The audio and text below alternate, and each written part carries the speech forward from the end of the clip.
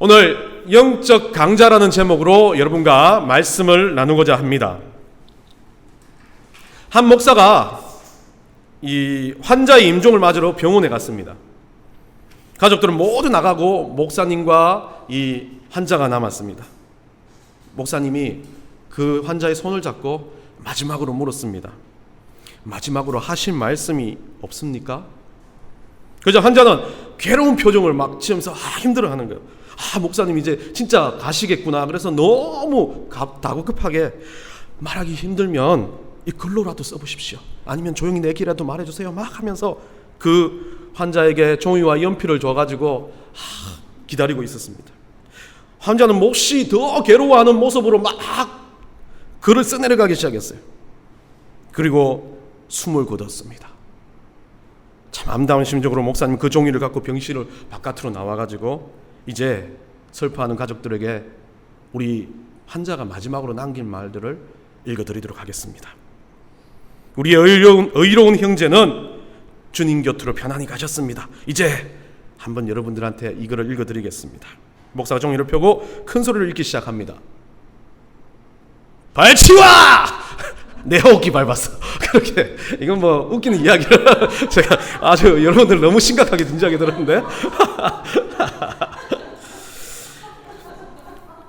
목사님이 환자를 보냈습니다. 물론 재밌는 이야기입니다.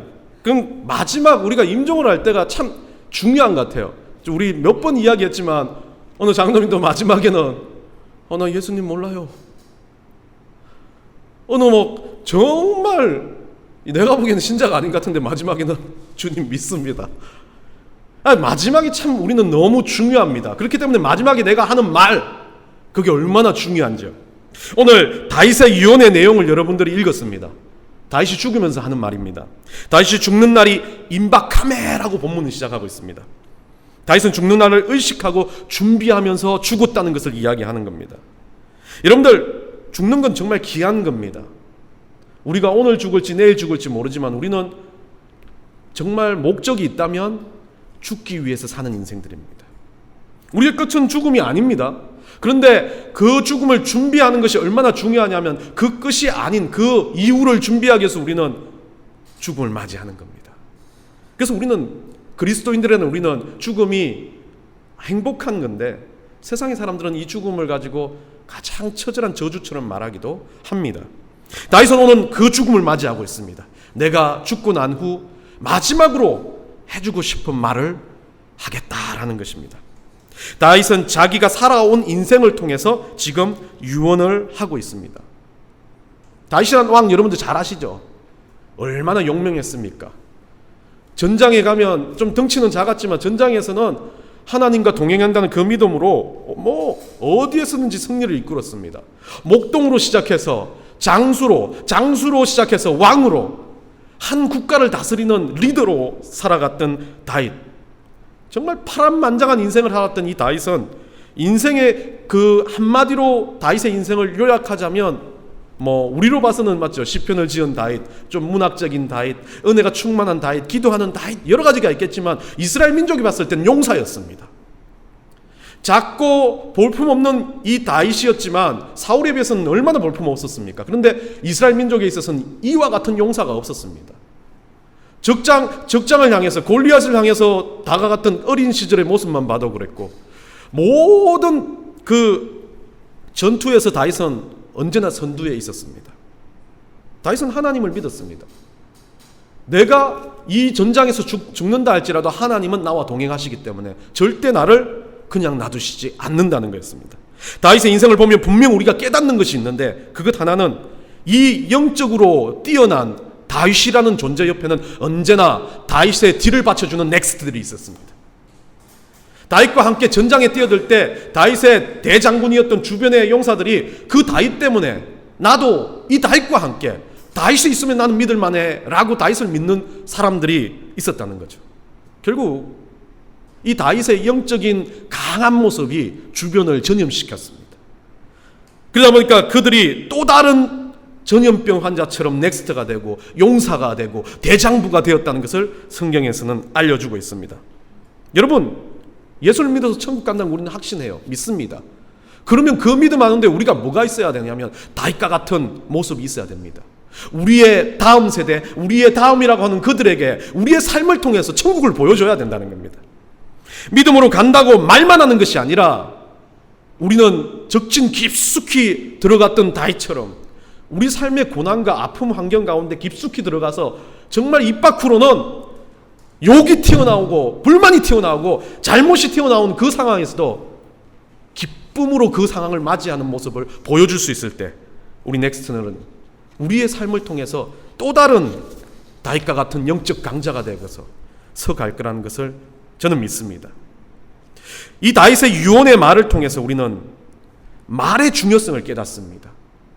아무리 힘든 상황이고 다윗이 아무리 처참한 상황에서도 주님 앞에 섰을 때 막 치졸하게 울며 하나님 왜 이러십니까? 라고 했던 다윗이었지만 사람들 앞에서는 절대 그 말의 무게를 깨닫고 마지막에 말을 던질 때도 오늘 말처럼 아주 비장하고 장엄한 말을 남깁니다. 어떤 병원의 게시판에 누가 글을 써서 붙였습니다. 정갈에 물렸던 분이 하루 만에 나와서 퇴원하셨습니다. 그 밑에다 또 누가 글을 붙였습니다. 뭐 우리 이 교수가 다음에 병원을 하면 이걸 다 붙여줄게요, 제가. 누가 뱀에 물렸던 환자가 이 병원에서 치료받고 3일 만에 완쾌되어 퇴원했습니다. 세 번째 글이 또 붙여졌습니다. 개에 물린 사람이 조만간 퇴원할 것 같습니다. 그랬더니 다음에 이런 글을 붙였습니다.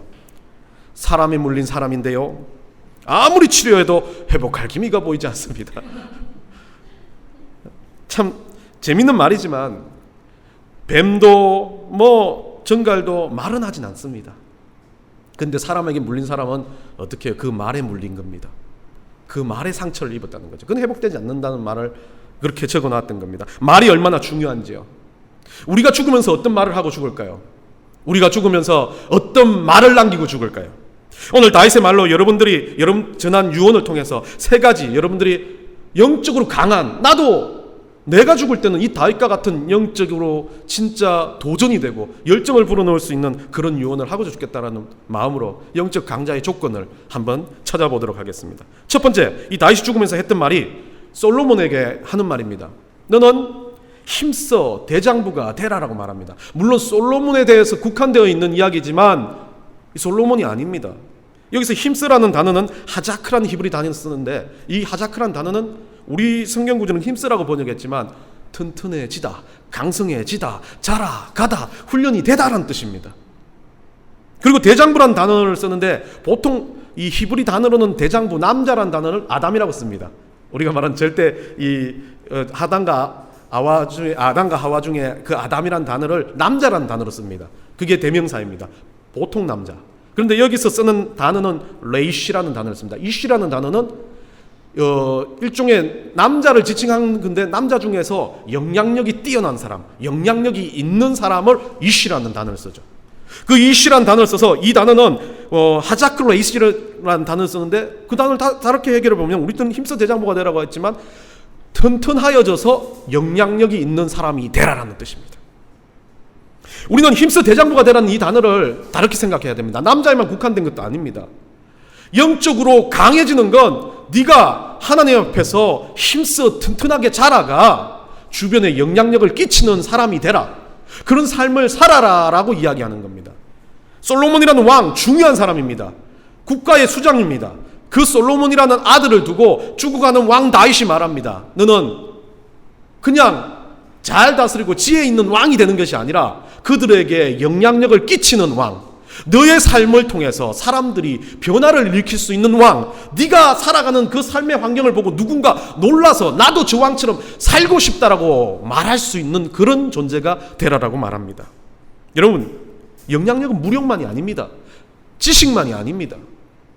다윗이 말한 이 영향력은 영적으로 누군가에게 영향력을 끼치는 겁니다.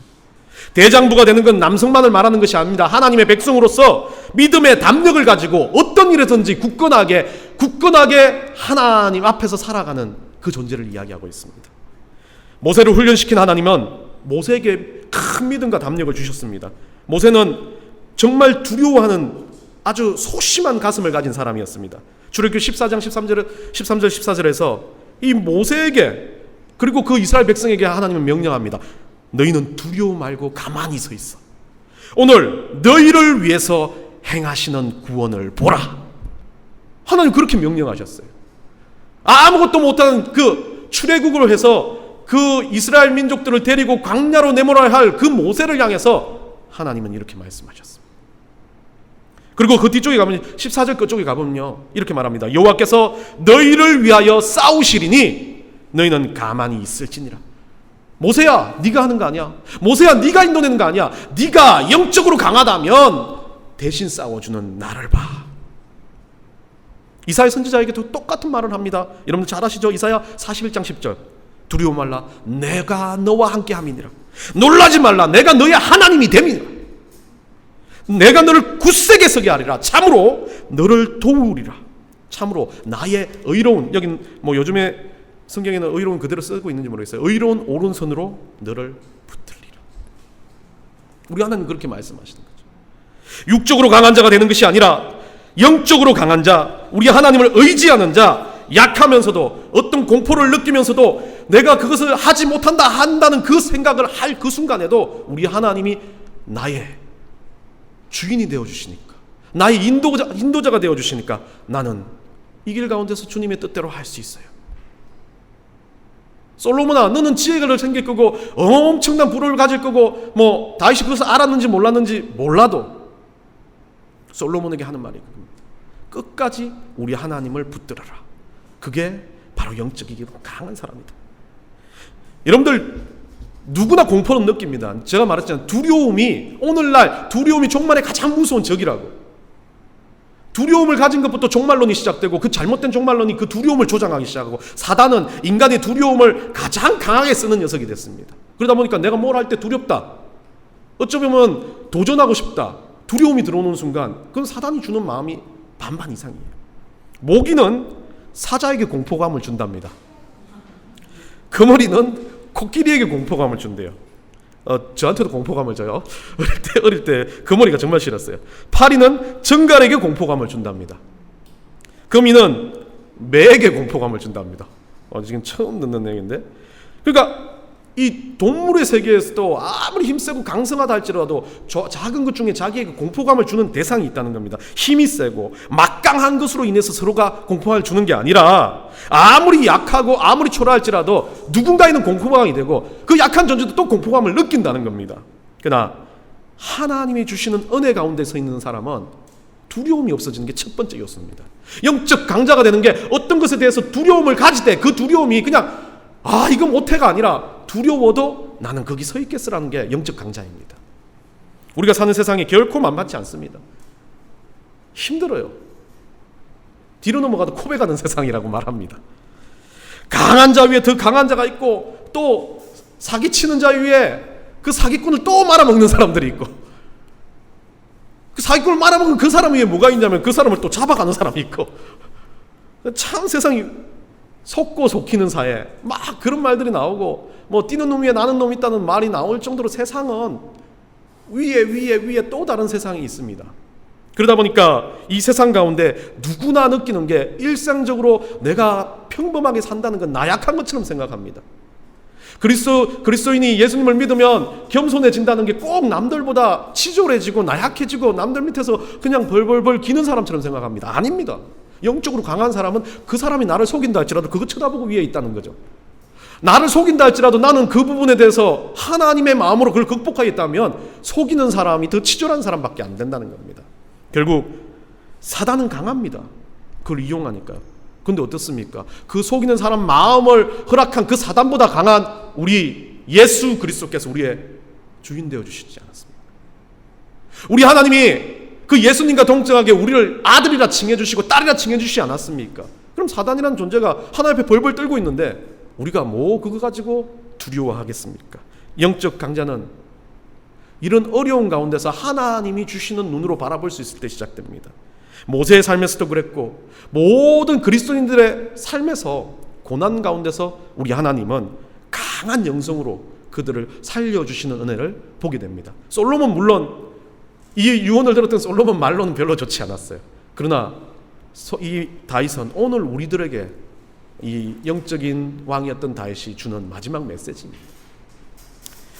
국제 상공회의에서 뽑은 세계에서 가장 뛰어난 인물 10인 중에 선정된 앤소니 라빈스라는 사람이 있습니다. 원래 여러분들 아시죠? 이 책 한번 들어봤을 겁니다.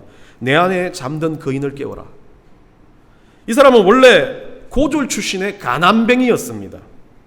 근데 그게 극적인 기회가 왔고 그 기회를 집중하다 보니까 이 사람은 누구보다도 뛰어난, 세상에서 성공했다는 사람, 강연자로 또 여러 가지 그 사업으로도 성공한 사람이 되었습니다.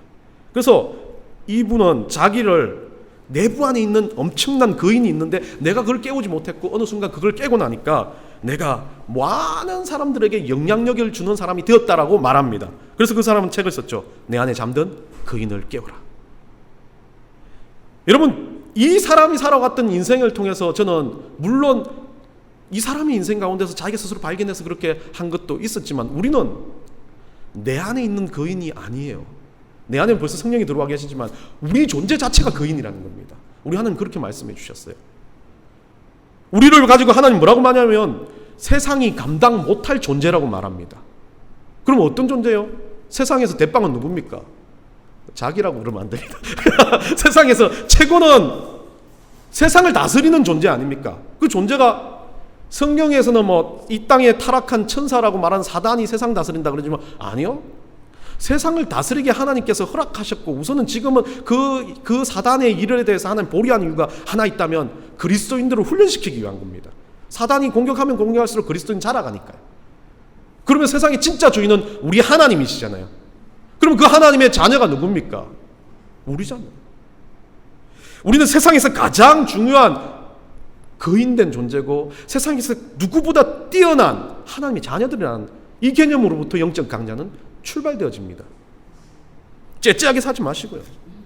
좀 가슴 크게 한번 펴시고 나라는 존재에 대한 자존감을 가지고 살아가시기 바랍니다. 두 번째, 다윗은 솔로몬에게 하나님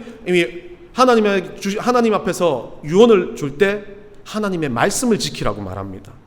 하나님 말씀 앞에서 오늘 성경에 보면 하나님 말씀 앞에서 그것을 지키라, 율법을 지키고 어떤 이유에서는 규례를 지키라 라고 말합니다. 우리 삶의 모든 실패의 원인 중에 원인이 있다면 우리는 뭔가 잘 지킨다고 생각하지만 하나님 말씀을 붙들기는 해요. 읽기는 해요. 그런데 지키지 않는다는 겁니다. 그래놓고 그걸 지키지 않고 나서 우리는 왜 하나님 이러세요? 라고 말할 때가 많이 있다는 겁니다. 다윗은 자기 인생의 유언을 할 때, 마지막을 유언할 때 경험으로 이것을 이야기하고 있습니다. 하나님 말씀을 붙들고 순종하고 지킬 때 하나님은 역사해 주신다는 거죠. 그냥 읽는 것으로 끝내서는 안 됩니다. 듣는 것으로 끝내서는 안 됩니다. 우리는 하나님 말씀을 가지고 언제든지 그것을 지키기 위해서 노력해야 된다는 겁니다. 다윗은 힘주어 말했을 것입니다. 하나님 말씀을 잘 지키라. 그리하면 무엇을 하든지 어디를 가든지 형통하리라. 말씀을 지키는 자에게는 이런 능력이 있겠다라고 말하는 겁니다. 영적 강자의 조건이 뭐겠습니까? 그러면 영적 강자가 되는 길은 말씀을 읽는 것으로 끝나는 거 아닙니다. 그건 당연한 거예요. 한번 읽어봐야 돼요. 그런데 그 말씀 안에 있는 그 말씀들이 나에게 들어와서 내 삶에서 나타나야 된다는 겁니다. 강해설교의 대표적인 리더였던 헤던 로빈슨 교수라는 사람이 예전에 플로에 와가지고 제가 학교 다닐 때 강의를 했었습니다. 이분이 이제 거의 돌아가시기 직전인데 그때 오셨을 때만 해도 80세가 넘으셨던 것 같았어요. 근데 짱짱하게 강의를 하시더라고요. 그 강의하는 것 중에 자기 책을 가지고 이야기하는 것 중에 하나 정말 가슴에 와닿는 이야기가 있었습니다. 여러분, 설교는 하나님께 하는 것 아닙니다. 목사들에게 설교를 가르치면서요. 설교는 이 땅을 사는 당신, 설교자 자신에게 먼저 하는 겁니다. 그리고 하나님의 백성에게 전달하는 것입니다. 그렇고 그 설교를 지키며 살라고 가르치는 거 아닙니다. 목사가 말한 대로 살아라는 게 아닙니다. 설교는 하나님의 말씀을 지키기 위한 변화의 물꼬를 트는 겁니다. 몰랐기 때문에 깨닫게 해주는 거고 안내를 해주는 겁니다. 말씀을 읽게끔 하는 작업이고 스스로 말씀을 묵상하고 깨닫게 하는 작업입니다. 이건 다 중간 말은 제 말이에요. 그리고 그 다음에 말합니다. 그 말씀 가운데 성도가 말씀 안으로 들어가게 하는 안내의 역할이라고 그렇게 말합니다. 여러분, 오늘날 수많은 설교가 쏟아지고 있습니다. 그런데 그 말씀 가운데서 우리는 뭐라고 생각합니까? 말씀을 지키는 게 아니라 말씀을 듣는 것으로 끝나버립니다. 오늘 이 영적 강자가 되기 위해서 우리가 말씀을 들었다면 우리는 이 말씀대로 살라고 한 주 동안 몸부림쳐야 되는데 그냥 들은 것으로 끝나버린다면 이건 죽은 말씀입니다. 여러분에게 아무런 영향력이 없는 영적 강자하고는 관련 없는 말씀이 되어버리는 겁니다. 오늘 여러분 하나님 말씀을 지키기 위해서 노력하십시오. 하나님 말씀을 지키기 위해서 간절하게 여러분들 몸부림치셔야 합니다. 마지막으로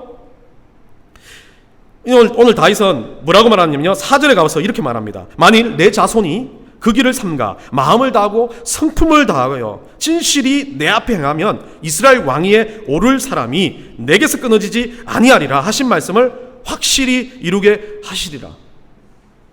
4절에서 이야기하는 것은 이제 마음을 다하고 성품을 다하여 말씀을 지키는데 한 차원 더 위에, 그냥 말씀을 단순히 지키는 게 아니라 행하는 것을 단순히 행하는 것이 아니라 네 마음과 성품을 다해라 라고 말합니다. 그럼 뭐라고요? 그 말씀을, 하신 말씀을 확실히 어떻게 해주신다고? 이루어 주신다고 말합니다. 우리는 하나님 말씀 앞에서 어떻게 행하냐라는 이 개념을 다윗은 어쩌면 유언은 두 가지예요. 첫 번째는 튼튼히 자라가라, 영적인 강자가 되게 자라가라. 두 번째는 말씀을 읽고 지키고 행하라는 거였습니다. 근데 저는 분리를 했어요. 이 말씀을 다, 마음을 다하고 성품을 다하라는 부분. 왜 그러냐면 이 구약에 이 구절이 나와 있지만 신약에 똑같은 구절을 누가 말씀하십니까? 예수님이 말씀하십니다. 우리 마태복음 22장 37절에 가보면요, 여러분들이 너무나 잘 아는 사랑의 이중계명 외우십니까? 제자 훈련 받으신 분들 다 외워야 되는데 사랑의 이중계명을 말합니다. 내 마음을 다하고 목숨을 다하고 뜻을 다하여 너희 하나님을 사랑하라. 그리고 또 뭐라 그럽니까? 그리고 그 뒷절에 가면 내 이웃을 또 내 몸과 같이 사랑하라. 두 가지 계명인데요, 구약의 율법이나 계명이 아니라 두 가지 계명을 주시는데 누구 사랑하라고? 하나님 사랑하라고. 그리고 또 누구 사랑하라고? 내 이웃을 사랑하라고. 그런데 여기서 똑같이 말하고 있어요. 하나님 사랑에 있어서 내 마음과 내 몸과 내 뜻을 다해서 하나님을 사랑하라. 그리고 하나 더 하면 그 마음 그대로 가지고 하나님 사랑했다면 내 이웃까지 사랑해라. 이 두 가지가 진짜다. 구약의 십계명을 하나하나 따지면서 구약의 율례들을 하나하나 따지며 살지 말고 이것만 생각해라. 예수님이 그렇게 말합니다. 그렇습니다. 하나님을 사랑하고 이웃을 사랑하는 것, 이게 다윗이 그 시절에 했던 말의 확장판인 겁니다. 예수님 말해주셨으니까요. 하나님 따라가라 사라고 그 솔로몬에게 했던 마지막 유언을 예수님이 그것을 덧붙여 주는데, 이제 네가 살 때 네가 영적으로 강자가 되고 영적으로 뛰어난 사람이 되기 위해서는 딴 거 하지 마라. 첫째 하나님 사랑해라. 둘째 뭐해라? 내 이웃 사랑해라 라고 말하는 겁니다. 다윗의 입장에서는 하나님이 주신 약속 중 가장 큰 것은 자기의 자녀들이 이제 주님 안에서 왕자를 지키면서 살아가는 것이었습니다. 그 약속이었어요. 그리고 그 약속 가지고 네가 이렇게 살면, 솔로몬아 네가 이렇게 살면 하나님 너를 위해서 이 일들 계속해서 네 자녀들 축복하고 이끄시리라고 다윗은 그것을 믿고 전했습니다. 그런데 이 말씀은 다윗의 유언으로 자기 아들한테 하는 유언이 아닌 하나님 백성들한테 하는 유언이라고 생각한다면, 우리가 하나님 말씀을 지키면서 순종하고 하나님을 사랑하고 이웃을 사랑한다면 하나님은 하나님의 말씀을 지켜주시겠다, 이루어 주시겠다는 겁니다. 말씀 엄청나잖아요. 빌립보서 말씀에 능력 주시는 자 안에서 내가 모든 것을 할 수 있으니라. 아멘? 아닙니까? 그러면 능력 주신 자 안에서 우리 주님께서 우리에게 능력 주셨잖아요. 복음의 능력을 주셨잖아요. 전도의 근세를 주셨잖아요. 그러면 그것 가지고 모든 것을 할 수 있다. Everything. 또 뭐라고요? 내가 기도하면 내가 듣겠다. 막 성경에는 수없이 많은 일이 있어요. 네가 이런 기적만 보느냐? 내가 너에게 능력 준다면 병자를 고치고 죽은 자를 살리는 그런 일들이 일어나겠다. 하나님 하시겠다는 건데 그 약속들을 막 성경에 막 곳곳에서 적어놨지 않습니까? 그럼 우리가 그거 붙잡고 하나님 앞에서 하나님을 사랑하고 이웃을 사랑한다면 그것들이 일어나요? 안 일어나요? 일어난다고 봅니다. 기적은 일어납니다. 저는 성경 안에 있는 기적들이 지금 안 일어나는 이유는 충분히 설명했습니다. 그만큼 기적으로 대체될 만한 것들을 하나님께서 허락하셨으니까. 그런데 기적으로 대체되지 못할 그런 상처, 아픔, 사람과의 관계 문제, 그건 기적 갖고 안 되잖아요.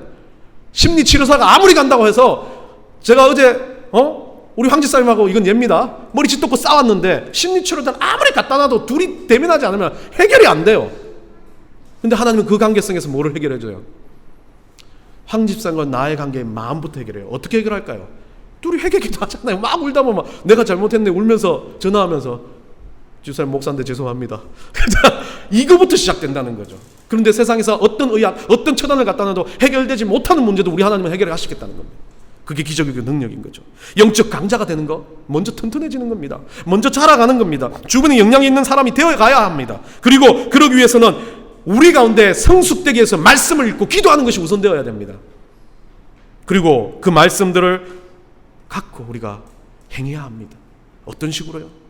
나의 마음과 몸과 정성, 뜻을 다해서 이 일들을 행할 때 우리 주님이 어떻게 하시겠다고?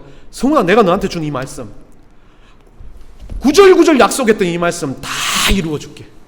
다 듣게 해줄게.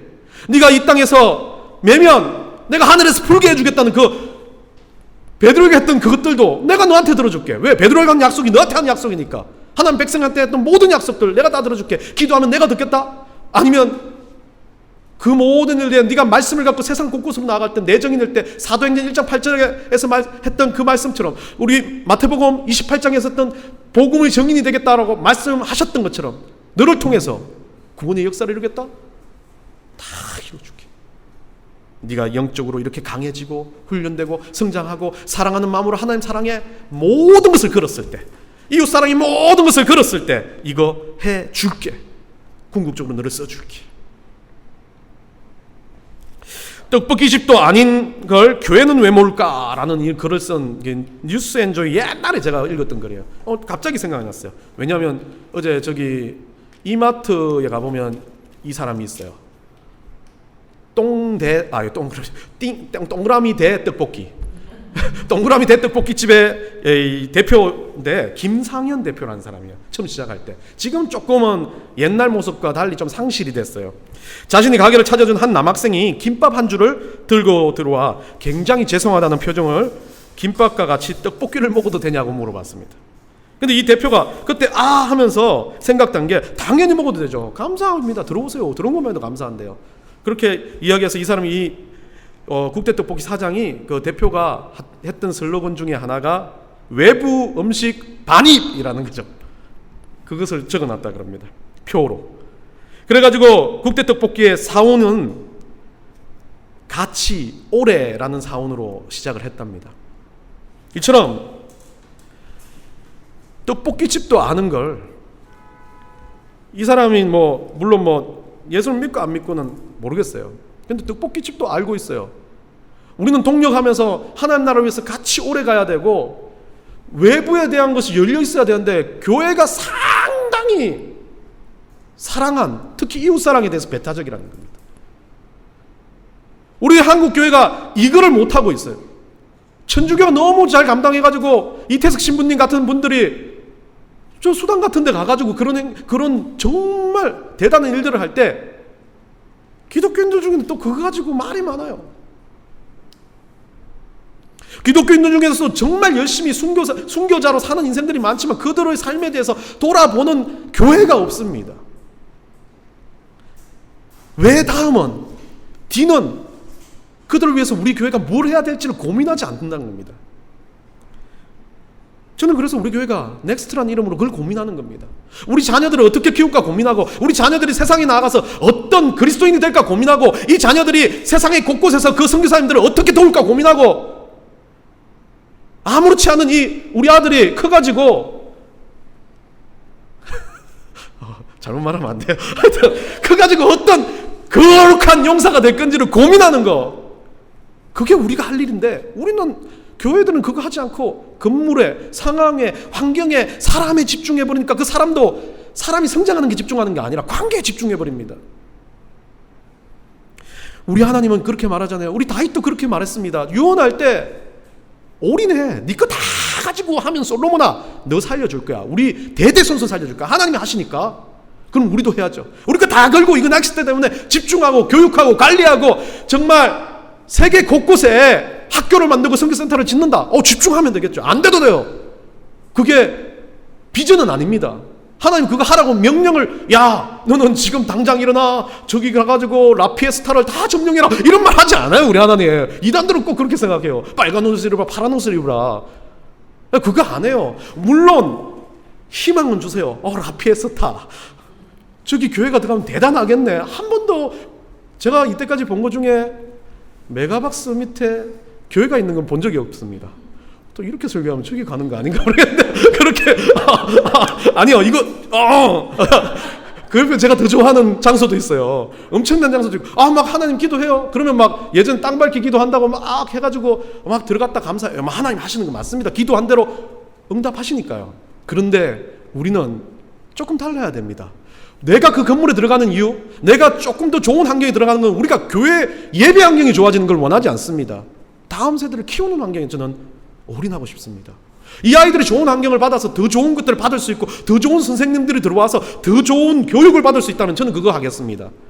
그리고 우리 성도들이 더 좋은 메시지를 듣고 더 좋은 훈련을 받고 더 좋은 환경을 가지고 그것을 가지고 좋은 것들을 가지고 이제 오지로 나아간다면 주님 저는 그거 하겠습니다.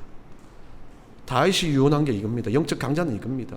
자기 있는 환경을 포기하고 자기의 좋은 걸 포기하고 훈련받아가지고 하나님의 사랑을 알기 때문에 그 사랑 때문에 내 인생을 걸고 어디로 나아가요? 복음을 들어야 할 오지와 내가 필요로 하는 세상의 곳곳으로 나아가는 것. 그게 바로 영적 강자가 되는 겁니다. 오늘 다윗이 했던 유언 가운데 우리는 자라가고 있는 거 맞습니다. 다윗이 했던 유언 가운데 우리는 하나님 말씀을 듣는 거 지키고자 하는 거 맞습니다.